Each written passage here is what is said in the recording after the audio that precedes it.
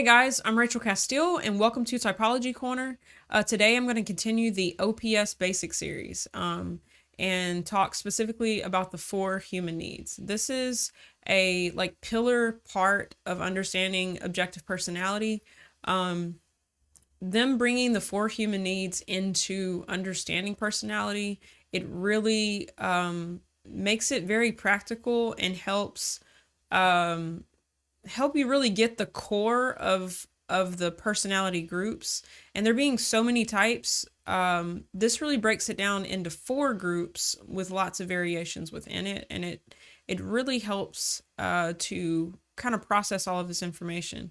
I love looking at it through the lens of the 4 human needs. So this is something that they kind of got from Tony Robbins. He termed the 4 needs slightly different, but it's the same thing that's just innate to all people. And I've got some slides or little handouts that I made as well to kind of help with that. So I'm gonna head over to that now. So here we go. So the 4 needs are identity, tribe, organize, and gather. So let's start with identity. Identity is something just knowing who you are, knowing what you personally value, what's true for you. That's something that we all have, is to know who we are. Like what makes us unique in that way.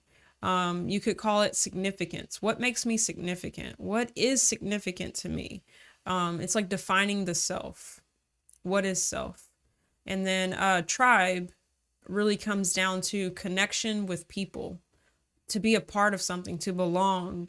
You could also say validation, just like seeking validation from people around you, to be validated, to be approved of, to be accepted, to be a part of something, to be connected in community. We all have that human need of tribe.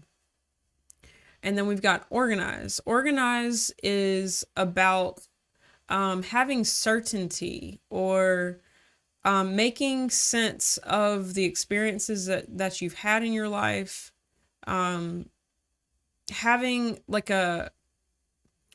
I would say control. Organize is bringing everything into an order, right? And living from order, living from a certain preference of a certain way of doing something, or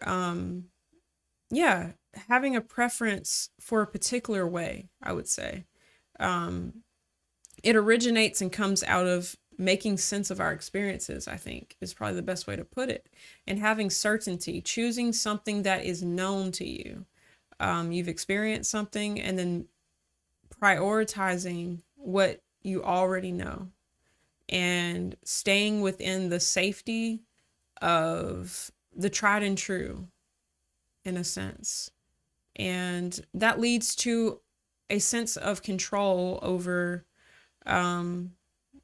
what's going on, in a sense. It's a preference to organize, to keep things in order, to put things in their rightful place, to maintain that order. We all have that need to do that.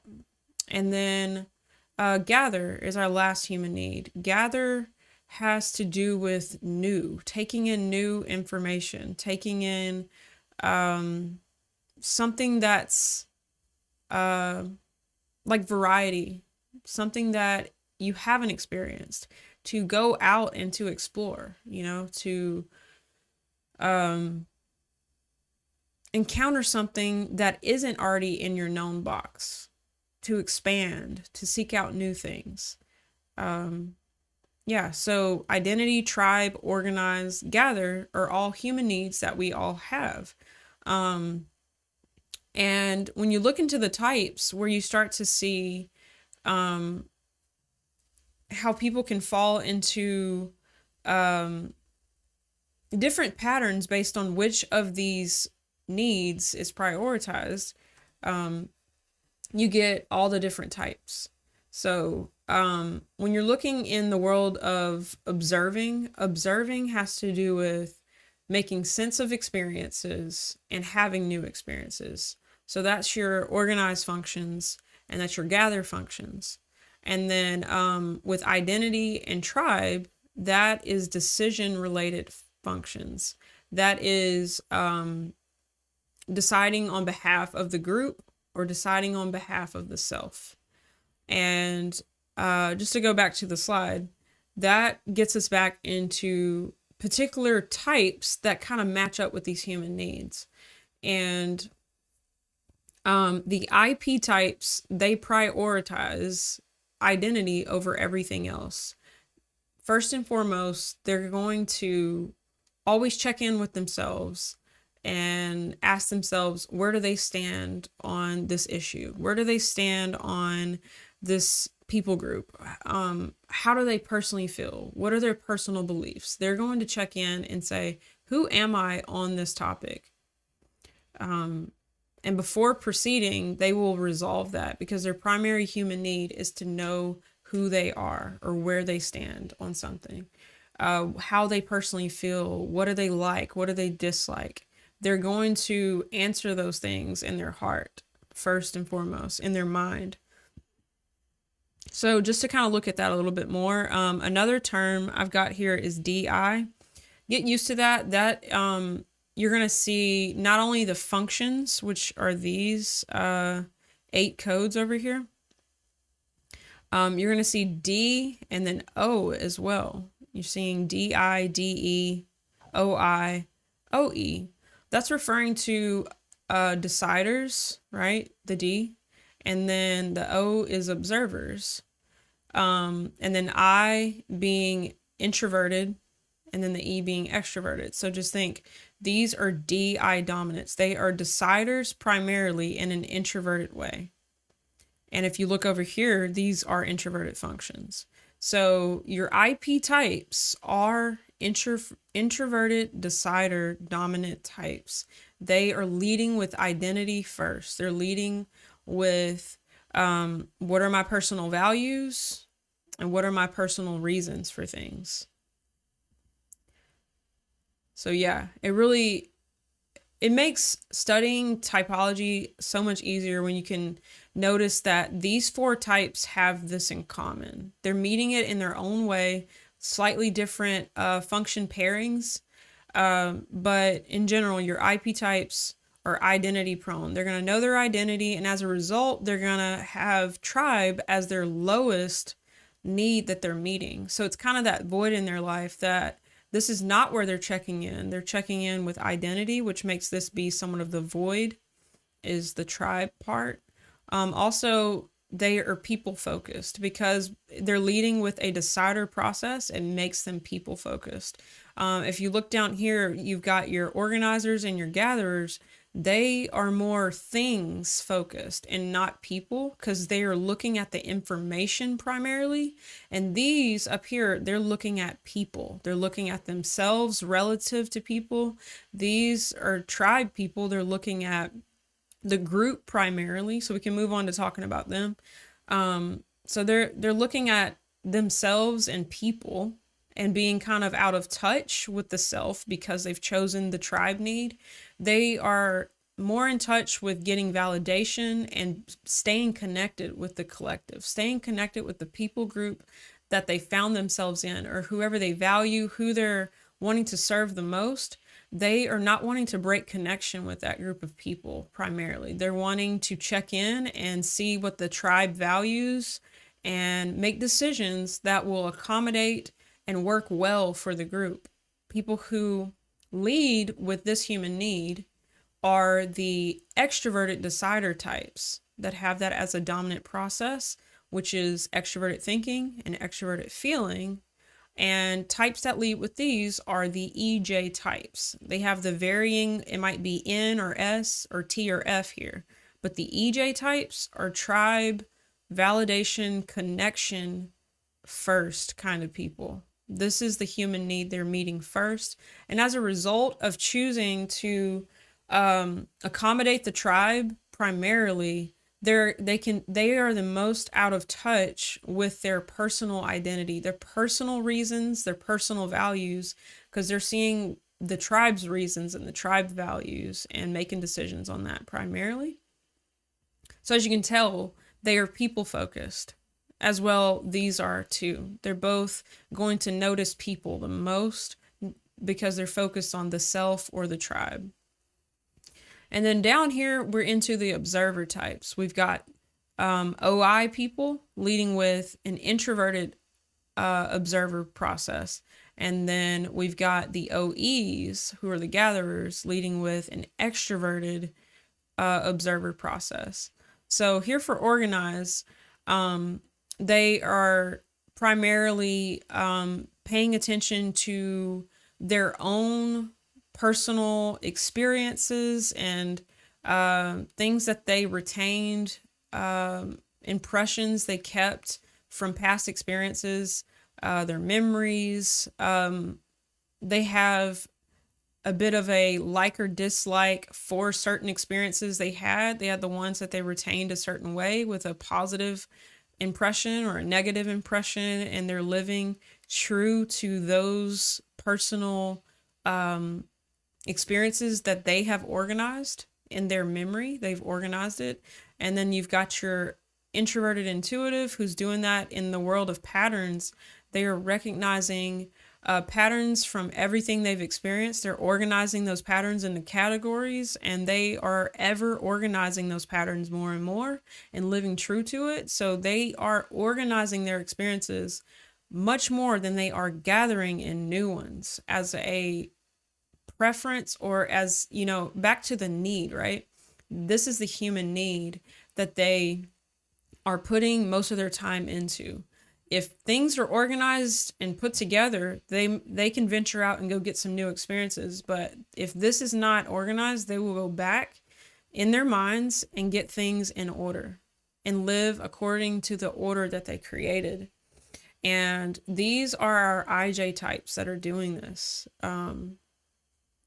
So yeah, it becomes really cool to study and see, hey, all of these IJ types, whether ISFJ, INFJ,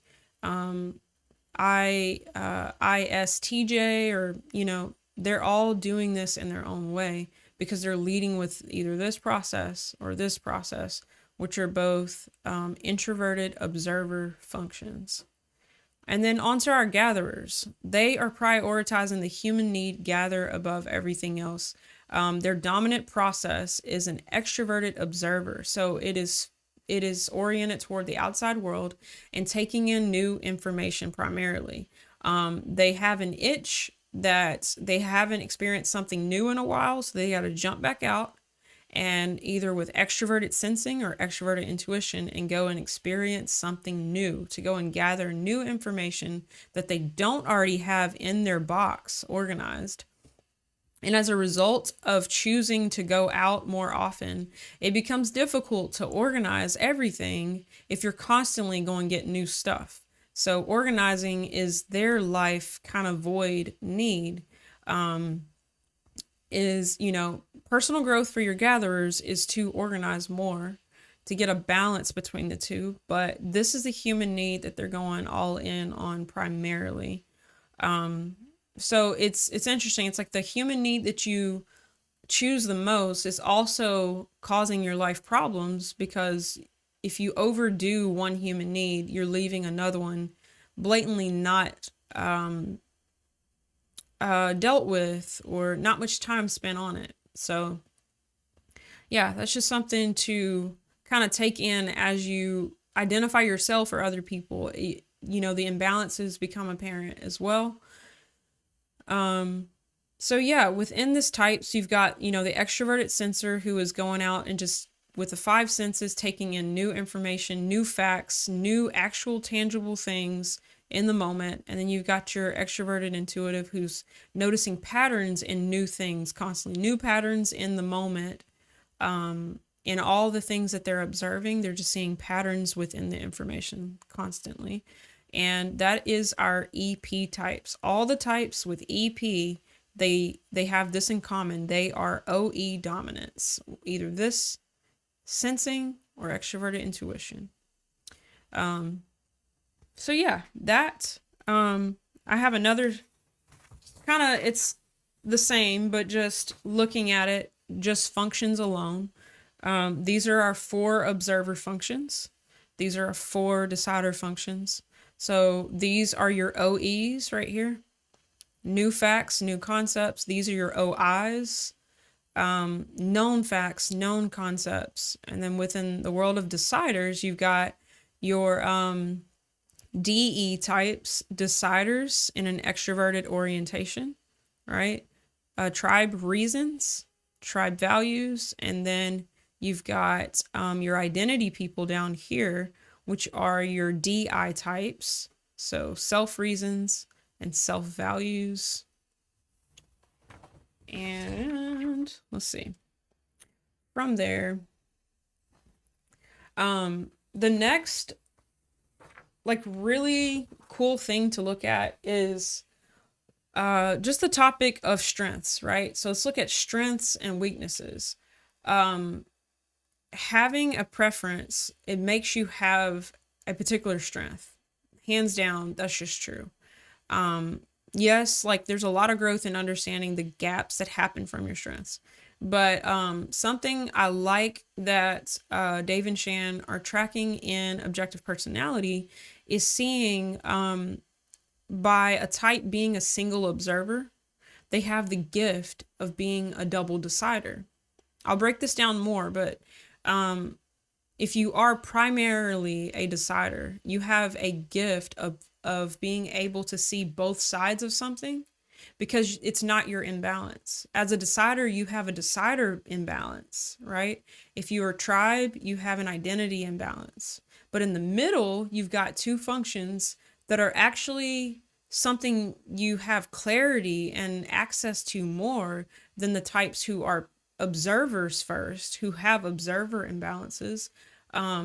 You have a gift in that area that those things come more naturally to you. So this is something really cool that they have taken notice to, and they talk about it a lot because it's a significant part of our personalities, of certain giftings we have by being a decider and certain giftings we have by being lead observers, that we complement each other because where we're weak, the other group is strong, you know, and vice versa. So I've got another slide for that here, just kind of breaking that down. So the commonality, again, in your observer types, which is the EPs, and then the IJ types, what they have in common is the gift of double deciding. So how this works, again, your imbalances come from what you chose first. Makes your imbalance that little baby thing at the bottom, basically. This is written very small, I understand, but I'll kind of break it down. But your gifts are in the middle. And down here, our single deciders, the EJs and the IPs, their gift is double observing. So in the middle, they are very balanced between these two. They can bounce back and forth between them pretty well. And still in the world of like, what is your savior? What is your demon? They're still picking one of the two more often, but they still have access. Like I was talking about, they might be a jumper and they still can see that other process there. There's still good access to the second and the third function in all of the types. And because of that, that's why it can be easily seen that a type might choose the third over the second because they're both kind of there, right? As a savior function. So just to kind of break down what that looks like, for say an ESTP right here, say, you know, TI is their second function. They can access their personal reasons really well, but they also can see the tribe's values. So there's a sense of like, I can see as a double decider, I can be balanced between self and tribe. And that's probably the better way to say it. Single observers are balanced between the self and the people. They don't have as big of people problems. They can notice when they've been almost like too selfish and they can bounce back out and accommodate the tribe too. That people isn't their biggest life freakouts, basically. That I guess the gift of observers is being balanced in the realm of people. Now, single deciders are kind of having more people freakouts because it's either them at the expense of the tribe or the tribe at the expense of the self. That's something that's their life issue that they need to kind of get balanced in. But as a result of that being their imbalance, they have the gift of double observation. So they, they are organized, but they're also taking in new. They can see both sides of a situation. They can see the pattern, but also see the new thing, and not be all in on getting new and never putting, creating order from that. Being able to make sense of things. So you can think of this as like the gift of perception for the deciders. They're just higher. They have a higher gifting in seeing all sides of a situation and not freaking out based on what they're seeing. Single observers will have observer freakouts. They could be, easily fall into like a conspiracy theory in the sense of can't see the rest of the information. They've gone all in on one perspective almost is the tendency, if they don't get balanced, is to be just all in on their way or what they see and not be able to see the other perspective because it's so far away, and the single deciders, they're seeing both sides. So they're more balanced. They're not freaking out about the information. They can kind of see it all, but they're having people freakouts in their life. Either being so tethered to the group that when they feel like they go and do their own thing, they feel like they're being selfish, and not being able to get that balance between identity and the group. Or being so far in on the identity, like the IP type, that they don't realize how much they've not factored in other people at all and are kind of living on an island, could be their tendency. And that being their imbalance in life. The IJ going all in on tribe. And then you've got, your that was the EJ. And this is the IJ going all in on organize and control in their life and not letting anything new in, and the EP always getting the new and kind of not going anywhere in a sense of not a particular direction or making progress on their own stability in that sense of just being go. So this is really cool. So just notice within these type groups, if I switch back to just the overall 4 human needs here, you can see these types have gifts and weaknesses within them. That your IPs, they are single deciders with the gift of double observation. This is a single decider with the gift of double observation as well.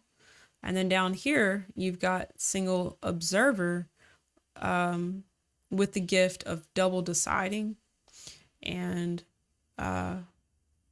this same exact thing, single observer with the gift of double deciding, kind of layered on top of this information. So, the 4 human needs is probably the thing that sticks with me the most in my mind as I'm thinking of the different types. And in terms of personal growth,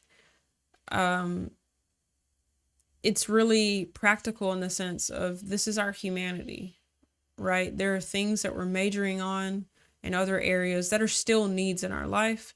And I think looking at this as needs, that encourage us to get balanced all the more, because we have a tendency to have blind spots in our life, and those needs are still there. We have the need to know who we are, to be connected, to belong, to organize our life, to have control over our life. That control is a good thing.